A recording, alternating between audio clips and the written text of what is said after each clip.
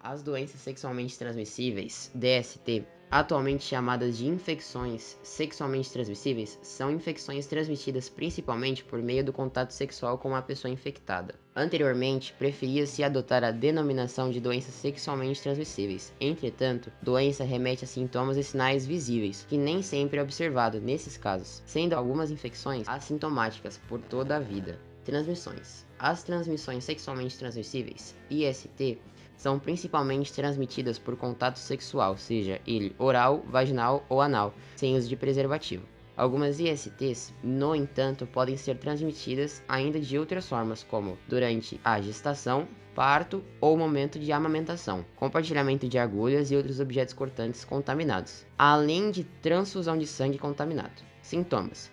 Como sabemos, nem todas as infecções sexualmente transmissíveis apresentam sintomas, sendo algumas delas completamente assintomáticas. Os sintomas são variados, a depender da infecção que foi contraída. Porém, algumas manifestações clínicas podem nos acender o alerta de que estamos com alguma infecção sexualmente transmissível.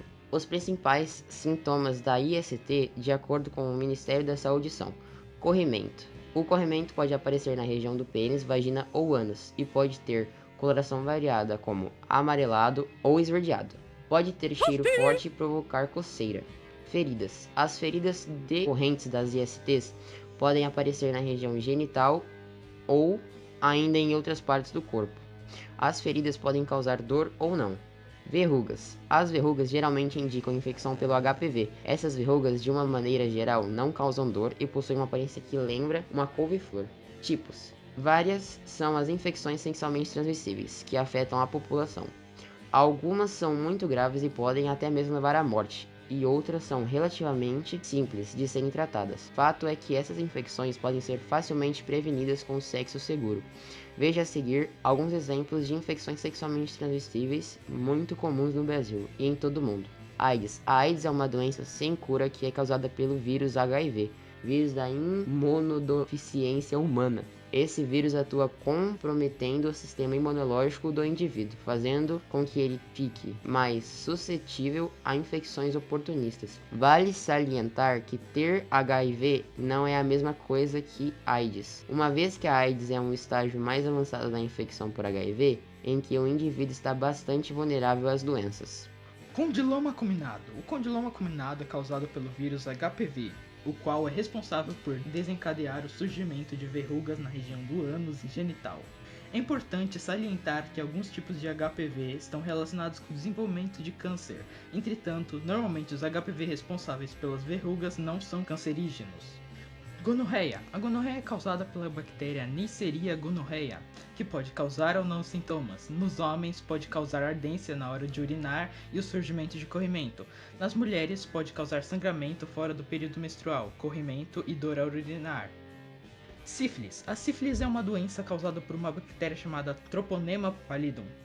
É uma doença grave que, se não tratada, pode evoluir e causar complicações. A sífilis pode ser classificada em diferentes estágios. Na sífilis primária, observa-se a presença de uma ferida no local de entrada da bactéria, geralmente única, que não causa dor, nem coceira ou nem ardência. Essa ferida desaparece sem deixar marcas, o que leva muitas pessoas a acharem que estão curadas. Nas sífilis secundárias, observa-se manchas no corpo, febre e mal-estar, sendo esses sintomas observados semanas após a cicatrização da ferida. Posteriormente, temos a sífilis latente, que é uma fase sintomática de duração variável. A sífilis terciária, por sua vez, pode surgir até 40 anos após a infecção e desencadeia sintomas mais graves, acometendo o sistema cardiovascular e nervoso, podendo até mesmo levar à morte. Hepatite B. A hepatite pode ser definida como uma inflamação que atinge o fígado. A hepatite, chamada de hepatite B, é causada pelo vírus do HBV e geralmente não causa sintomas. Algumas vezes, no entanto, os sintomas podem surgir, sendo os mais frequentes tontura, vômito, dor abdominal, coloração amarelada na pele, mucosas e olhos. Cancro mole, também chamada de cancro venéreo, popularmente é conhecida como cavalo, manifesta-se através de feridas dolorosas com base mole.